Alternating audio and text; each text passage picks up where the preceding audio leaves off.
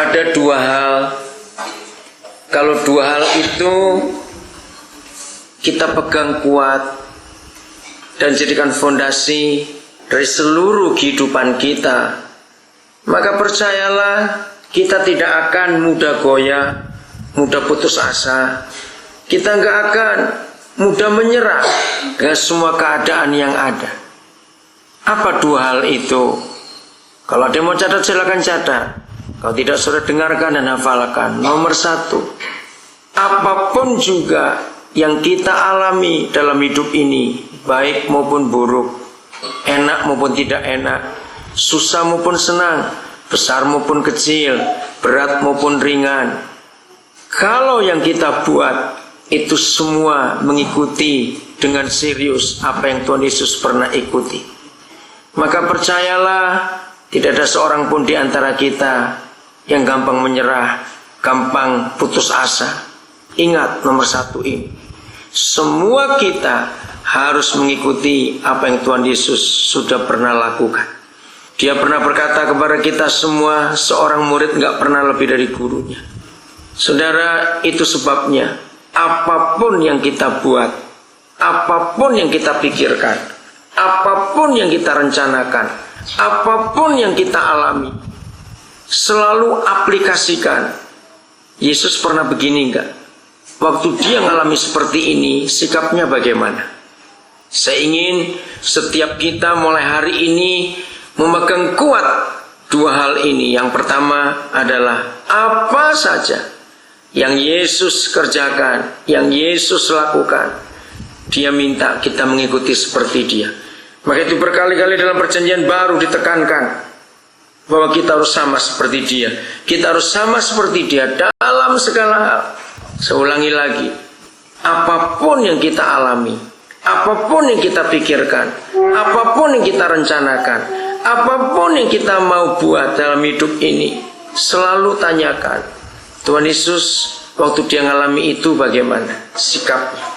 Maka di luar apa yang kita temukan ternyata tidak pernah Yesus buat, pasti itu salah dan jangan pernah melakukan. Contoh kecil saja, ketika dia disakiti, dia tidak pernah membalas. Nah, berarti kita tidak boleh melakukan itu. Ketika dia dicobai oleh si jahat, ketika dia harus dijunjung tinggi untuk sepertinya dimuliakan oleh si iblis dengan berkata, bukankah ada janji kalau engkau jatuh, malaikat-malaikat yang menatang engkau. Dia diberikan satu kesempatan yang luar biasa oleh si jahat. Semua kekayaan dunia kuberikan kepadamu kalau engkau menyembah aku. Dia tidak pernah menerimanya itu. Jadi apa saja yang kita mau lakukan, yang kita buat, yang kita pikirkan, semuanya aplikasikan dengan hidup Tuhan kita. Nomor dua, apapun juga yang kita alami dalam hidup, usahakan dengan sungguh-sungguh kembali kepada firman Tuhan. Kembali pada firman Tuhan. Tahun 50-an akhir itu tanda kegerakan gereja di Amerika. Waktu itu sejarah mencatat Amerika sempat merosot setelah Perang Dunia Kedua itu. Tapi tiba-tiba ada sebuah gerakan yang diberi nama Back to the Bible. Kembali ke Alkitab. Ayo semua kembali ke Alkitab. Saudara, kalau dalam kehidupan kita apa saja yang kita buat, yang kita alami, kita kembalikan ke Alkitab. Firman Tuhan bilang apa? Firman Tuhan bilang apa? Kalau kita berusaha untuk melakukannya, itu akan indah sekali. 2 hari ini ada 2 pendeta yang hubungi saya. Satu di Nabire, satu di Jakarta. Bicara sama, mereka kesulitan untuk biaya pembangunan gedung gereja. Nah, yang di Nabire itu tanya kepada saya, mungkin donatur-donatur pesat bisa membantu kami untuk membangun gedung gereja ini. Nah, saya bicara kepada mereka berdua sebagai rekan pendeta.